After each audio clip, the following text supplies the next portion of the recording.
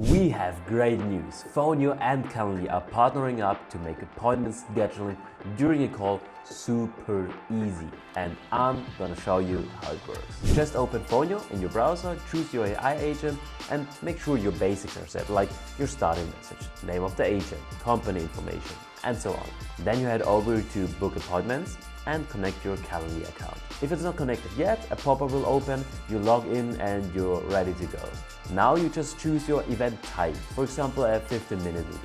If you need a new one, you just create it directly in Calendly. Set the name, duration and location and it will show up here. One last thing, if the caller wants a confirmation, you can choose the sender name for the message. So when someone books a meeting, they will receive an SMS from your AI assistant with all the details. So let's give it a quick test. Hello, this is Lena from Louie Fonio. How can I help? Hey, I would like to book an appointment for next Tuesday, please. I have several appointment slots available next Tuesday, March 24th. Perfect, it works. Go try it yourself on fonio.ai.